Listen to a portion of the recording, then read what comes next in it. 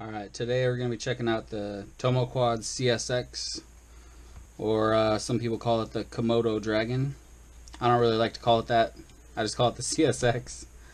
CSX. This is actually my second one. I built probably 4 or 5 of these, but this is the second one that I've owned.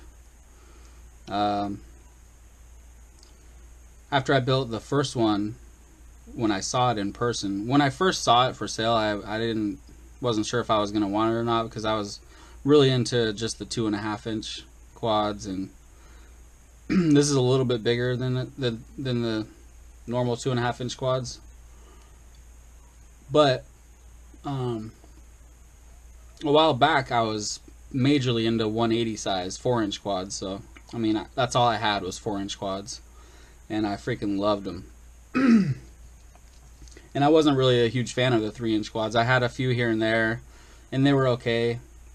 But the technology has come so far so fast that now this and 2.5-inch is just my absolute favorite. I mean, there's really not even a point in going bigger, in my opinion, because this quad right here gives you so much power that I don't even want any more power. I couldn't ask for more power than this quad gives me to be able to do everything that I want it to do.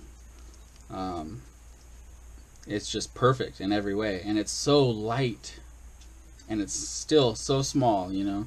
This is 135, or is it 135? Shit. I'm pretty sure it's 135, but I'll check.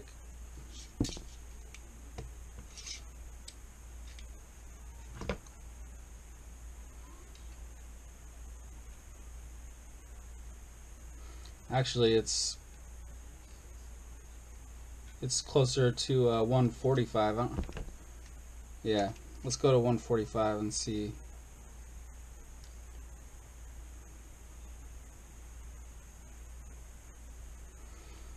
$145.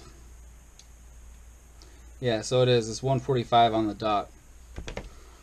So it's quite a bit bigger than a 110, you know. But it's still tiny enough to be able to fly in most places. This is also 4mm thick arms. A little bit over 4.2 almost. The side plates are 2mm, a little bit over 2.2 millimeters. And the width of the arms, pretty narrow, 7.9. Well, let's see here. Out at the end it's 7, and on the inside it's almost 9. So between 7 and 9 millimeters.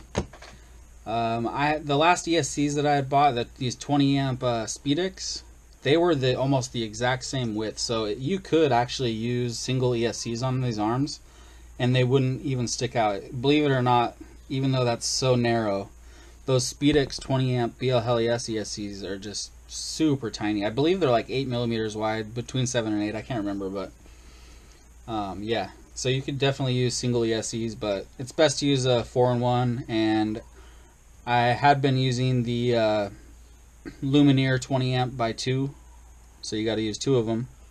So this is of course a 3-stack, and luckily this has plenty of room on it for your VTX03 to be up here or in the back, but I put my receiver in the back, VTX03 up front, and then the Swift Micro up here. So as it comes, you will not be able to mount a Swift Micro or an Aero Micro. Well, actually, I take that back. You can if you use the mount that it comes with. But I believe the Aero Micro does not come with a mount. Where did I put them?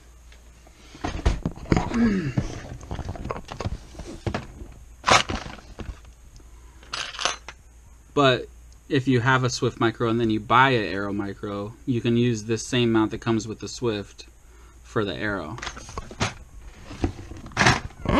So, damn it.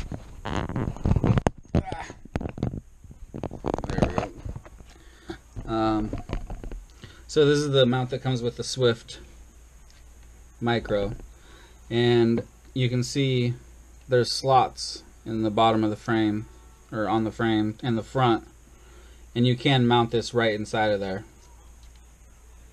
and then mount it, and it's fine. But for how far forward you can put it, it can only go just behind this front 3D printed piece. So if it's right there, you know, the lens is going to be inside of these pieces, but I have no idea if you're going to end up seeing these in the view of the video or not. I don't know. I did use a Swift Mini in my last one, and it's definitely much bigger than this, so it lined up perfectly with the sides. It was just barely inside, just how this one is now, and you could not see these in the video, so it was perfect. So you can use a Swift Mini or an Aero Mini. They fit in here just fine. And on my last one, I used all the same stuff. And with the Swift Mini, you know, it's only like what, 3 or 4 extra grams over the Micro, so you don't even notice the weight. So back to the ESCs. Like I said, I used the 20 amp by 2. But my next build that I'm going to be doing, which is the XBL2, another XBL2. Oops.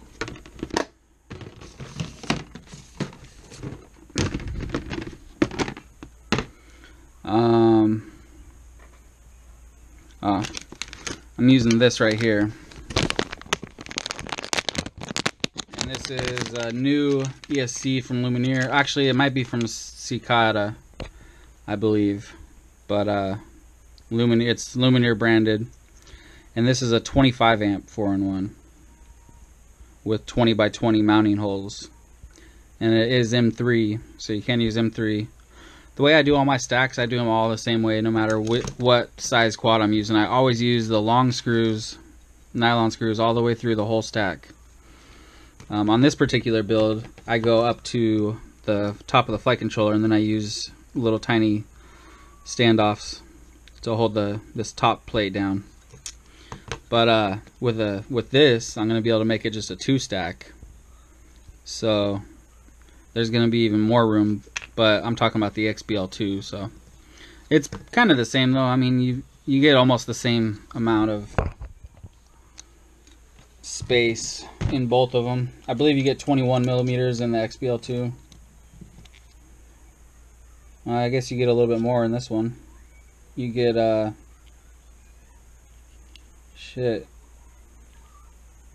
you get like 29 millimeters of space.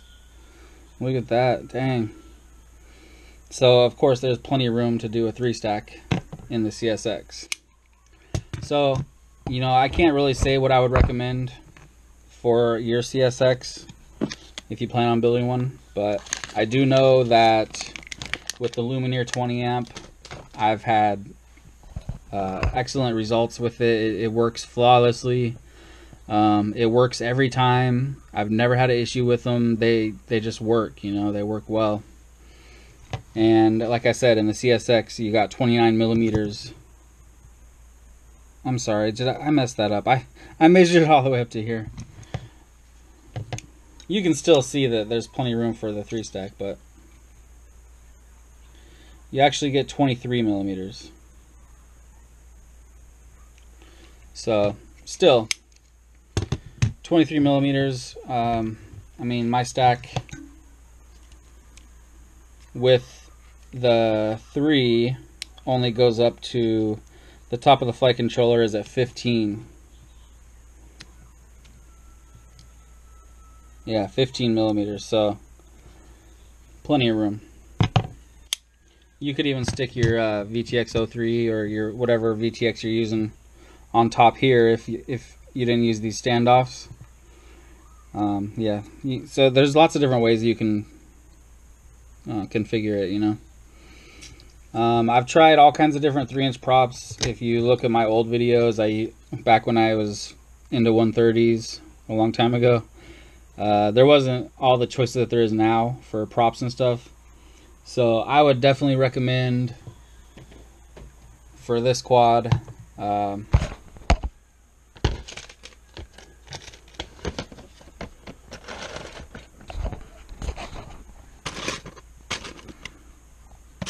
These are excellent.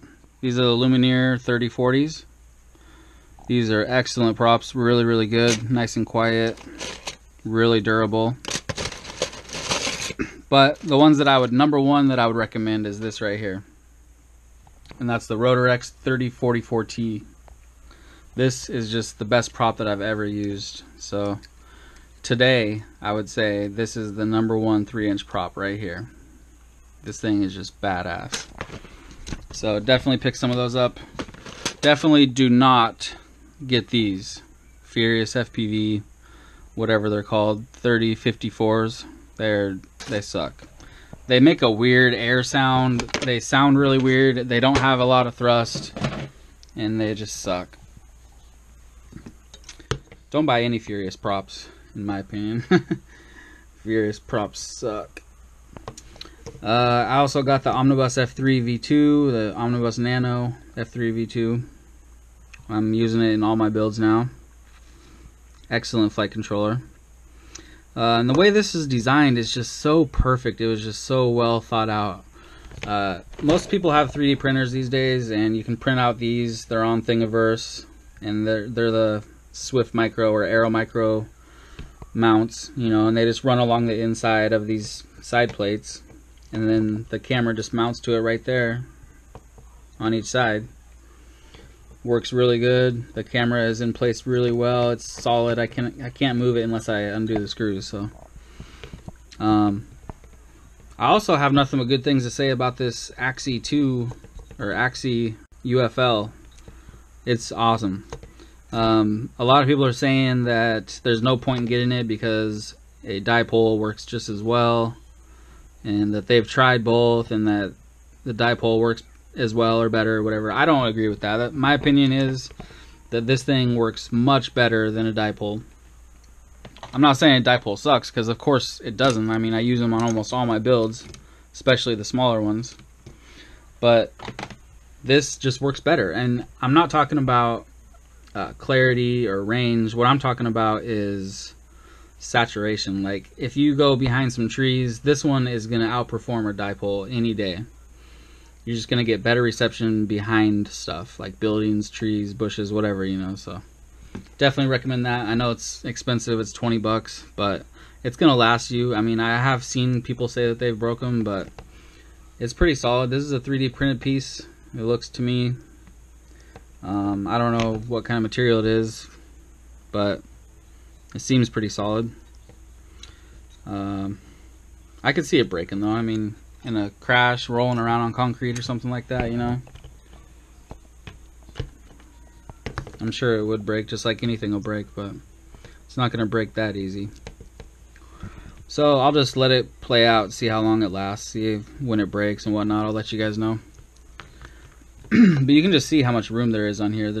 You don't have to cram everything in one place.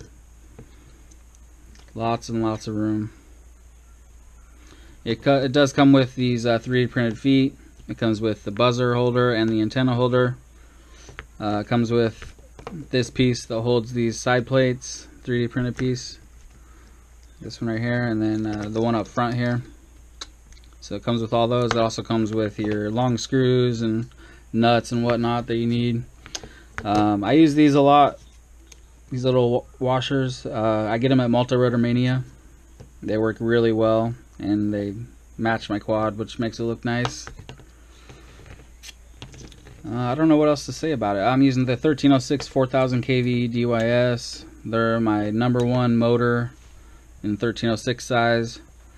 Majority of people are using 1407, but I like 1306 because you don't have to use the bigger 850 milliamp hour battery. You can still use a 650 4S and get like 4 minutes flight time, and you still get all the power you could want. I mean, like I said in the beginning, this thing gives me more power than I would ever want or need, so pretty awesome. I'll get a weight real quick, and then that'll about do it.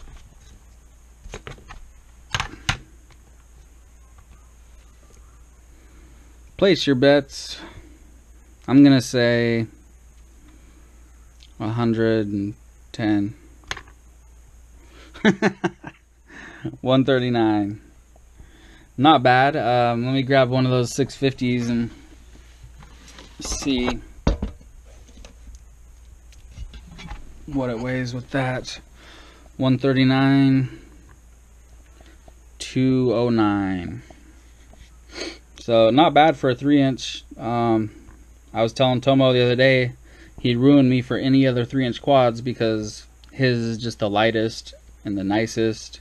He's got the best carbon, and it's just the lightest. I mean, I was looking at all the 3-inch frames you can get these days the other day, and I was like looking at the weights. They were like 50, 60 grams just for the frame. I couldn't believe it. This frame weighs, I believe it's somewhere around 25 grams, which I think is the lightest 130 or a 3-inch frame that you can get today. I'm pretty sure it is. So anyway, there you go. CSX tomoquads, and it's my favorite 3-inch frame right now. Thanks for watching.